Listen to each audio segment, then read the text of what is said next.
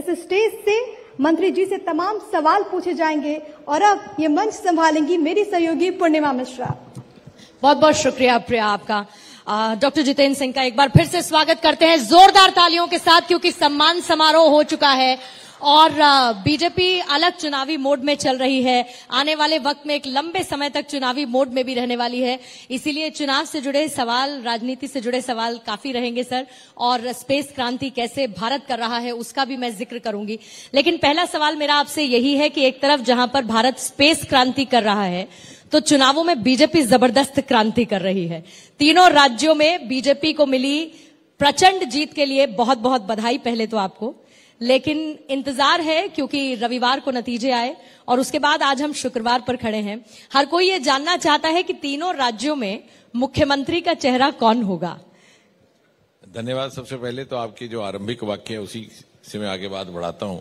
आपने कहा कि जिस तरह से स्पेस में क्रांति हो रही है उसी प्रकार राजनीतिक क्रांति भी, भारतीय जनता पार्टी उसी प्रकार से प्रगति कर रही है। मैं समझता हूं कि देखा जाए तो दोनों में आपस में संबंध भी है, क्योंकि मोदी जी के नेतृत्व में भारतीय जनता पार्टी ने जितने भी चुनाव लड़े हैं हाल ही में, उनमें मुख्य मूलतः मुद्दा रहा विकास का, डेवलपमेंट का, प्रगति का, देश का आत्मसम्मान और देश विदेश में जिस प्रकार से उसका रुतबा बढ़ा है उसको लेकर के, जात पात धर्म मजहब से ऊपर उठ करके, जैसे मोदी जी ने स्वयं कहा कि मैं केवल 4 जातियों में विश्वास करता हूं, मेरी 4 ही जातियां हैं, गरीब, किसान, महिला और युवा जी। तो यानी जो पारंपरिक विभाजित करने वाले जात पात की जो कल्पना रहती है, कॉन्सेप्ट, उससे उठ करके केवल और केवल विकास पर, रोजगार पर, युवाओं पर, महिलाओं को जिस प्रकार की जनहित की, लोकहित की अनेकों योजनाएं, कभी किसी ने कल्पना नहीं की थी कि स्वच्छता की घोषणा प्रधानमंत्री लाल किले से करेंगे। और कुछ लोगों ने व्यंग भी किया होगा कि साहब लाल किले से प्रधानमंत्री कह रहे हैं कि शौचालय बनाइए महिलाओं के लिए, लेकिन देखते ही देखते वो जन आंदोलन में तब्दील हो गया। एक ही बरस के अंदर 4 लाख फीमेल टॉयलेट बन गए। उसके बाद उज्ज्वला, मैं तो कहूंगा कि उज्ज्वला के माध्यम से महिलाओं को स्वास्थ्य भी मिला, सुविधा भी मिली, सुरक्षा भी मिली, सम्मान भी मिला, नहीं तो चूल्हे में ही उनको सारा जीवन गुजर जाता था। तो इसी से जुड़ता है भारतीय जनता पार्टी का एजेंडा, प्राथमिकता है, और उसी में स्पेस भी आता है कि जिसने देश विदेश में भारत का रुतबा बढ़ाया और आज भारत को एक ऐसे मकाम पर ला करके खड़ा कर दिया कि जहां पहले ये समझा जाता था कि भारत दूसरे देशों की अगुवाई में काम करता है, तथाकथित विकसित देशों की अगुवाई में, आज भारत की अगुवाई में दूसरे देश काम करने को तैयार है। जैसे चंद्रयान भी पहली बार साउथ पोल पर कोई विमान उतरा है, वो भारत के से छोड़ा गया। और पहली बार अगर भले ही अमेरिका ने अपना एक मानव वहां सबसे पहली बार उतारा था सन 1969 में, लेकिन चांद की धरती पर पानी के होने का प्रमाण, H2O मॉलिक्यूल्स की एविडेंस लेकर चंद्रयान आया था।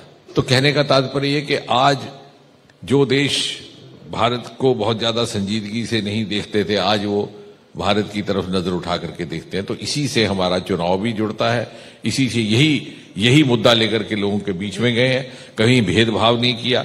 अब उज्ज्वला के सिलेंडर बटे हैं तो किसी ने पूछा नहीं कि इस परिवार ये कौन सी जात का है, कौन सी धर्म का है, ठाकुर है कि ब्राह्मण है।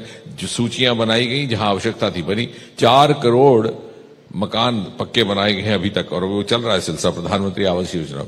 जहां जिसको नहीं है उसको बनाया गया। ये नहीं पूछा गया कि ये भी नहीं पूछा गया कि तुमने किसको वोट देते हो। तो एक नई तरह की राजनीतिक संस्कृति मोदी जी ने लाई है, और उसकी मान्यता है ये चुनावों में जो हमें इस प्रकार का समर्थन मिल रहा है। मुझे लगता है कि आम मानस ने इस बदलते हुए वर्क कल्चर को स्वीकार किया है। जी, अब मैं अपने मूल सवाल पर वापस आती हूं सर, क्योंकि तीनों राज्यों में मुख्यमंत्री का चेहरा कौन होगा इसका इंतजार हर किसी को है। आप कहेंगे कि ये विधायक दल तय करेगा, लेकिन क्या इस बार संभावित किसी युवा चेहरे को मौका देने की प्लानिंग में बीजेपी है? क्या कोई सरप्राइज एलिमेंट मोदी और अमित शाह की जोड़ी रखेगी? नहीं, ऐसा है कि इस प्रश्न का उत्तर देने की स्थिति में मैं हूं नहीं, और मुझे देना भी नहीं चाहिए जी। और जब ये प्रश्न पूछा जाता है तो इसलिए कि 50-60 साल इस देश में कांग्रेस ने राज किया, तो हमारी मानसिकता में वो कंडीशनिंग हो गई है, या बाप की चॉइस का होगा या बेटे की चॉइस का होगा या माँ की चॉइस का होगा, बेटी की चॉइस, यहाँ ऐसा नहीं है। ये तो बड़ी अनुशासित पार्टी है, इसकी अपनी एक कार्य प्रणाली है, पार्लियामेंट्री बोर्ड है, ऑब्जर्वर्स नियुक्त किए जाते हैं, फिर वहां से भी एक सबकी राय ली जाती है, सामूहिक ली जाती है, फिर अलग अलग से ली जाती है, और फिर जो भी जिसका भी घोषणा होती है उसको सब स्वीकार करते हैं। तो एक जिस प्रकार से ये भारतीय जनता पार्टी बाहर लोकतांत्रिक मूल्यों का पालन कर रही है, उसी प्रकार भीतर भी। तो ये प्रणाली बहुत भिन्न है, किसी के लिए कहना संभव नहीं, और आउट ऑफ टर्न कहने का भी यहाँ पर रिवाज नहीं है। बिल्कुल सर, लेकिन दिल्ली की दौड़ लगातार जारी है। कल भी हमने देखा कि राजस्थान से दिल्ली तक दौड़ होती गई, लेकिन जिस तरीके के स्पेक्यूलेशंस हैं, अभी तो सब संभावनाओं पे ही बात हो रही है और विधायक दल जो है चयन करने वाला है, लेकिन क्या ये तय माना जाए कि मध्य प्रदेश में शिवराज सिंह चौहान, राजस्थान में वसुंधरा राजे और छत्तीसगढ़ में रमन सिंह रिटेन आप लोग नहीं कर रहे हैं और आप चाहते हैं ट्रांजिशन फेज में 2024 की तैयारी के साथ बीजेपी आगे बढ़े? मैं इसमें कुछ नहीं कह सकता, ना मुझे इसकी जानकारी है, ना मुझे अधिकृत हूं इस बात का उत्तर देने के लिए। जैसे मैंने कहा कि हमारे यहाँ एक व्यवस्था है, उसी के तहत बात की जाती है। जी, आई बाय योर पॉइंट सर। मैं आती हूँ क्रिकेट वर्ल्ड कप को लेकर। हम सब ने देखा कि किस तरीके का क्रेज था, प्रधानमंत्री मोदी वहां पर पहुंचे और उसको लेकर कई तरीके की बातें कही गई। अब शब्दों का इस्तेमाल प्रधानमंत्री मोदी के लिए किया गया। जब भारत अंतरिक्ष में कोई क्रांति करता है तो विपक्ष ये कहता है कि इसका क्रेडिट तो नेहरू जी को जाता है, लेकिन क्रिकेट में अगर प्रधानमंत्री पहुंच जाते हैं, फाइनल्स में पहुंच जाते हैं, तो ये कहा जाता है कि इनके लिए तो ये फोटो अपॉर्चुनिटी है और मोदी जी ऐसे मौकों पर अपनी उपस्थिति जरूर दर्ज करवा देते हैं। ऐसा क्यों? नहीं, मुझे लगता है कि वो तो इसलिए कि इतने ज्यादा वो ग्रस्त हैं परिवारवाद में, तो दो तीन सदस्यों से बाहर उनकी नजर जाती रही। वैसे देखा जाए तो अगर मुझे लगता है अब ये विषय धीरे धीरे समाप्त हो गया, क्योंकि लोगों ने इस बात को अस्वीकार कर दिया, परिवारवाद को, वंशवाद को। मोदी जी के आने के बाद एक नई तरह की सोच भी जागी है आम मानस में। हुआ क्या है कि हमारे कुछ एक राजनीति से जुड़े हुए लोग, विशेषकर ये लोग जिस तरह से सोचते हैं, वो अभी भी आने वाले चुनाव में पिछले चुनाव की चतुराइयां इस्तेमाल करते हैं। But the voter has moved on. तो 70% से अधिक हमारी जनसंख्या 40 वर्ष से कम उम्र की है, उसकी सोच बहुत अलग है। और अगर आप वैसे देखा जाए, जब तुलना भी करो, तो मुझे लगता है कि कोई ऐसा शहर नहीं है हिंदुस्तान में, बड़ा या छोटा, जहां पर के इस परिवार के नाम पर या नेहरू जी के नाम पर कोई ना कोई संस्था, कोई ना कोई शिक्षा संस्थान, कोई ना कोई सरकारी अदारा ना हो। ऐसा मोदी जी के साथ तो नहीं है। तो बल्कि एक बहुत ज्यादा डेमोक्रेटाइजेशन हुई है मोदी जी के आने के बाद, और मुझे लगता है एक नए तरह का वास्तविक प्रजातंत्र क्या होता है, इसका एहसास भारतवासियों को अब होने लगा। क्योंकि पहले हमारी 2-3 पीढ़ियां, एक हैंगओवर फ्यूडल भी था, कॉलोनियल भी था, अंग्रेजों से हम बड़े कई वर्षों के बाद निकले थे, और एक वंशवाद, जिस तरह से हम वहां सर झुकाते रहे, फिर आगे झुकाते रहे। अभी हमें एहसास ही नहीं हुआ कि हम, लेकिन वो कहते हैं ना, संस्कार बदलने में 3 पीढ़ियां लगती हैं, तो अब तीसरी पीढ़ी है, तो उसकी सोच बदली है। लेकिन जवाहरलाल नेहरू को क्रेडिट देने की कोशिश क्यों की जाती है? स्पेस क्रांति में आप भी इस बात का जिक्र कर चुके हैं कि प्रधानमंत्री मोदी की लीडरशिप और जो विजन स्पेस को लेकर रहा है, स्पेस क्रांति को लेकर बाकी देशों की टक्कर में हम जैसे हैं, आपका योगदान इसमें। मोदी जी ने स्वयं भी कहा है कई बार कि वो स्वयं भी किसी पिछले प्रधानमंत्री को नकारते नहीं है, ना ही उन्होंने कहा कि उनका कोई योगदान नहीं है। उन्होंने हमेशा ये कहते कि सबका था। लेकिन आज तर्क का युग है, तथ्य, तर्क और तुलना। यदि आप तर्क की बात करें तो ये जो क्वांटम जंप हुआ है स्पेस में पिछले कुछ एक वर्षों में, ये क्यों कर हुआ, ये एक शोध का विषय है, एक केस स्टडी है। वो इसलिए हुआ कि मोदी जी के अनुमति से हमने अंतरिक्ष को खोल दिया सभी स्टेक होल्डर्स के लिए। आज जब चंद्रयान की लॉन्चिंग हुई तो कम से कम 10,000 लोग उसको देख रहे थे प्रत्यक्ष रूप पर वहां पकड़े हुए।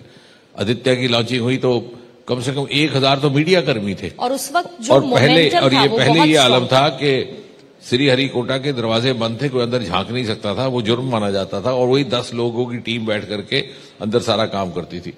अब जब चंद्रयान की लॉन्चिंग हुई तो वहां पर लगभग, जैसे मैंने कहा, 1,000 मीडिया कर्मी थे। तो एक ने मुझसे आकर कहा कि किसी आलोचक ने लिखा है कि इसमें नया क्या है, जैसे आप कह रही हैं ना कि कहते हैं। तो मैंने कहा, आप यहाँ पिछली बार कब आए थे? बोले पहली बार आया हूं। मैंने कहा यही नया है। यानी, और उसका नतीजा देखिए, 3-4 बरस के अंदर जहां स्पेस के नाम पर कोई प्राइवेट बिजनेस करे या इंडस्ट्री लगाए या कोई स्टार्टअप करे, इसकी कल्पना ही नहीं थी। तो समझते ये साहब ये तो बड़ा गोपनीयता में कोई काम करती है सरकार, ना मालूम क्या करती है। आज 3-4 साल के भीतर लगभग 160 स्टार्टअप्स वहां से तैयार, और जो पहले वाले थे जैसे स्काई रूट इत्यादि जिन्होंने सबसे पहले वो तो अब एंटरप्रेन्योर बन गए। उनमें से एक ने 2 साल के अंदर ही हैदराबाद में प्राइवेट रॉकेट बनाने की फैक्ट्री खोल दी। और इससे ना केवल हमें फाइनेंशियल रिसोर्स हमारा बढ़ा, बल्कि नॉलेज रिसोर्स भी बढ़ा, क्योंकि सारे स्टेक होल्डर जुड़ गए हैं। अब वहां पर इंडस्ट्री वाले भी आते हैं, एकेडमिया वाले भी आते हैं, युवा भी आते हैं, पोटेंशियल एंटरप्रेन्योर स्टार्टअप्स भी आते हैं, तो एक माहौल खुल गया।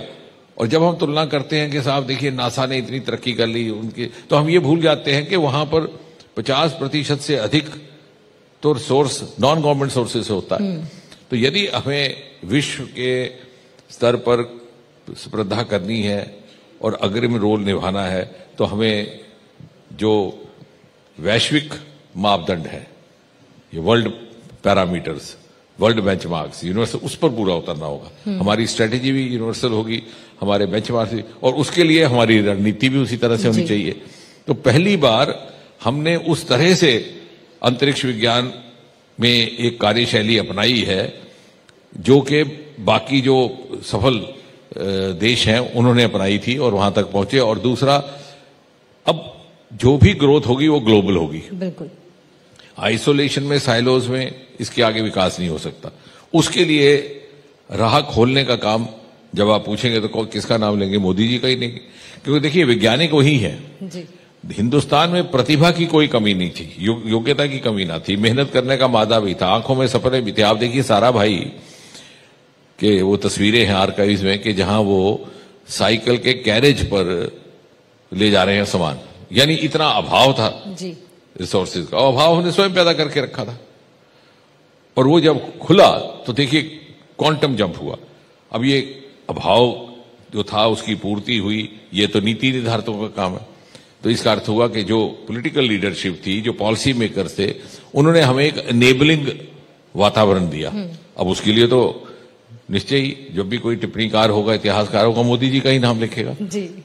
तो ये तर्क की बात है, तर्क की बात है। और क्योंकि आपने तर्क की बात की, वही एक तर्क पर मैं आना चाहूंगी। और उससे पहले माहौल का क्योंकि आपने जिक्र किया, तो जब चंद्रयान 3 की लैंडिंग हो रही थी तो उस वक्त मैं वहीं पर मौजूद थी और वहां ऐसे बहुत सारे लोग थे जो आपकी प्रेस कॉन्फ्रेंस का बेसब्री से वेट कर रहे थे, जिसमें मैं भी एक थी।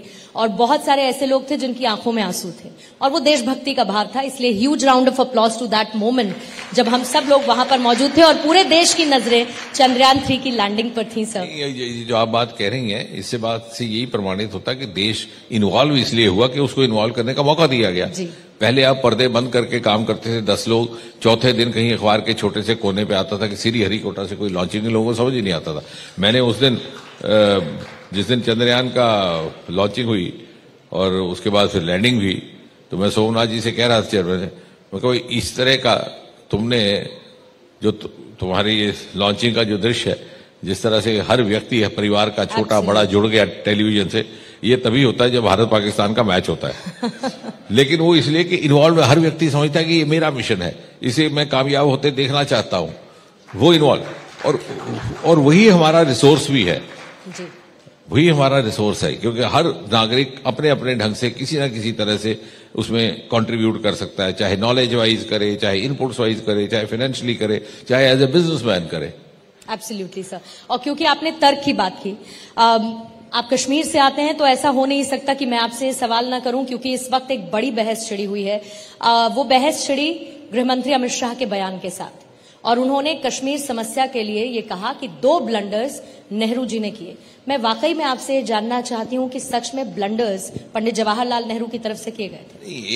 ये मुझे लगता है कि कोई बहस की बात नहीं है, इसमें बहुत सारी पुस्तकें लिखी गई हैं। The history records it as infamous Nehruvian blunders कहा जाता है। और नेहरू जी ने खुद इस बात को तस्लीम किया कि कुछ गलतियां हुई हैं उनके होते।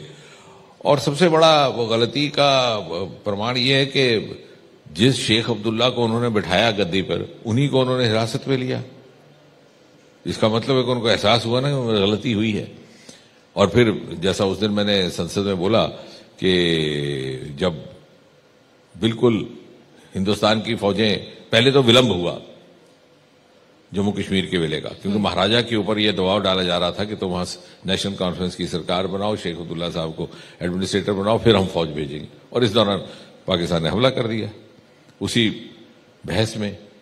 और जब हिंदुस्तान की फौजें आखिरकार पहुंची, तो जब वो पिछाड़ने लगी थी, तो इन्होंने जाकर के आकाशवाणी भवन में यूनिलैटरल सीज फायर की घोषणा कर दी, मंत्रिमंडल से परामर्श तक नहीं किया।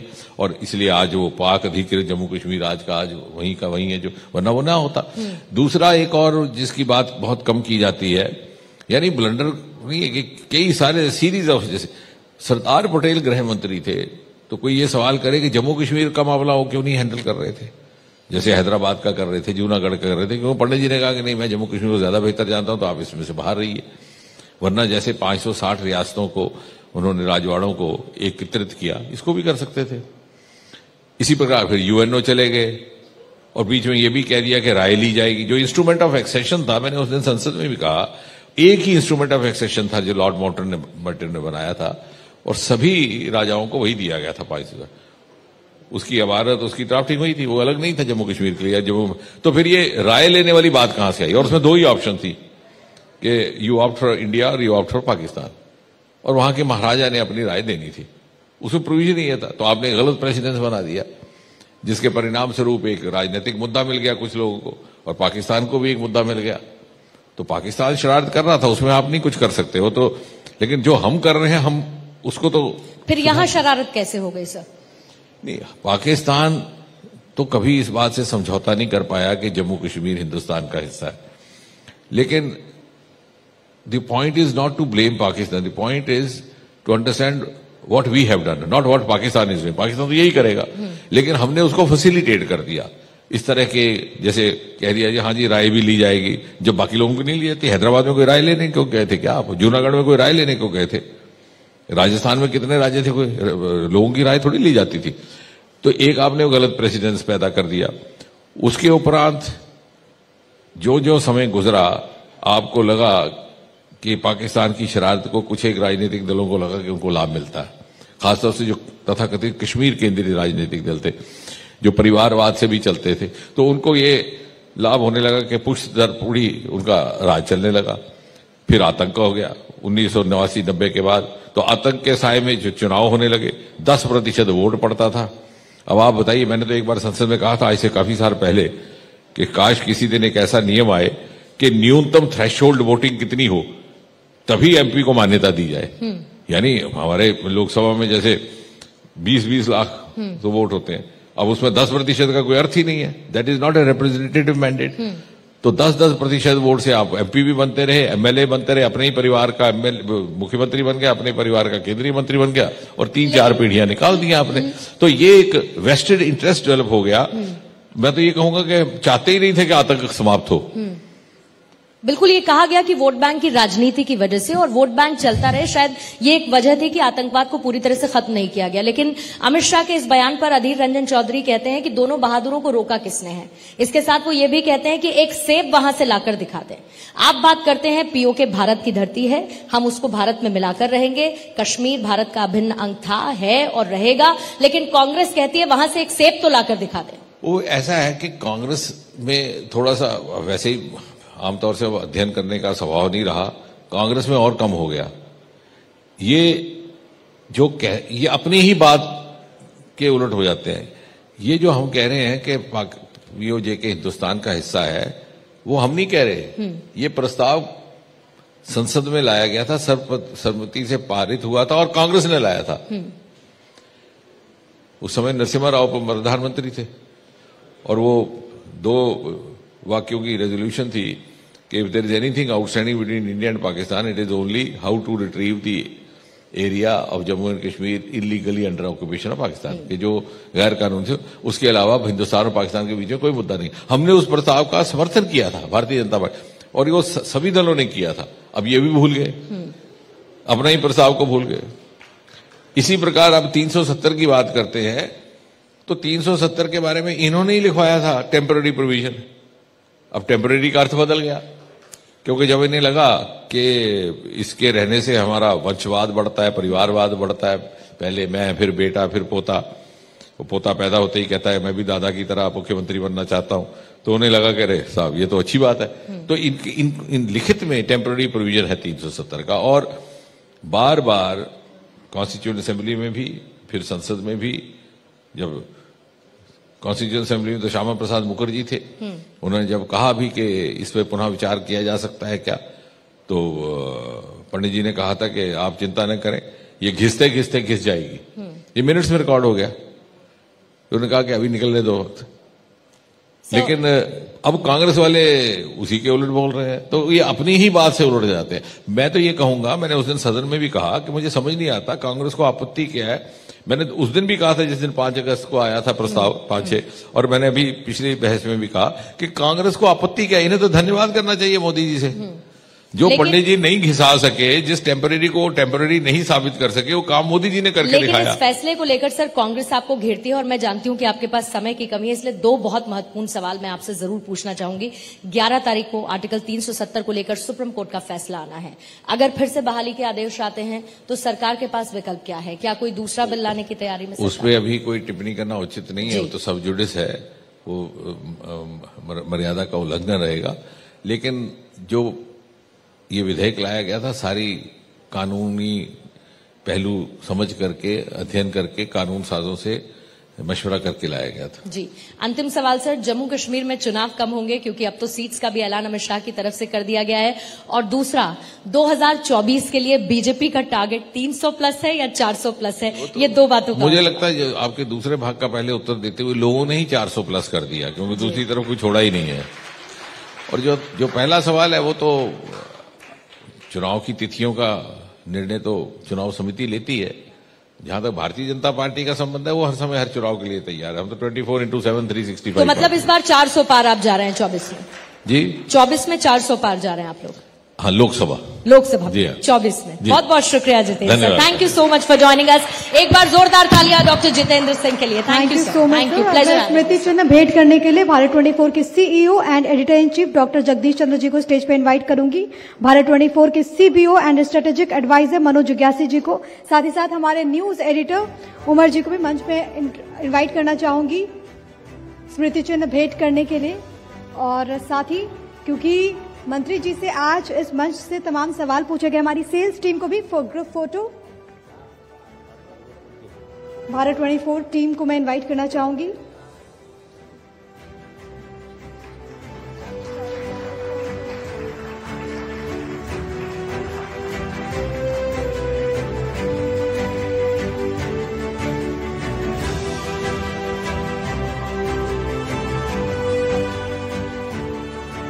Thank you so much sir, आपने अपना कीमती वक्त निकाला। बहुत